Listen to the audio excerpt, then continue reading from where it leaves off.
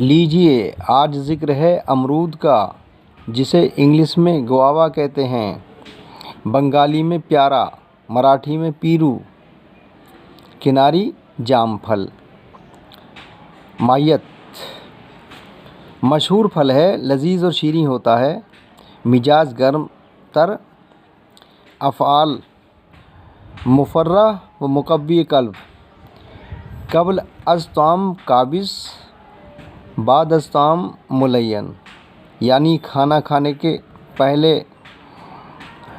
हज़म का निज़ाम संभालता है, दस्त और पेचिश को ख़त्म करता है, और बाद अज़ ताम खाना खाने के बाद इजावत को खुलकर लाता है, कब्ज़ को तोड़ता है।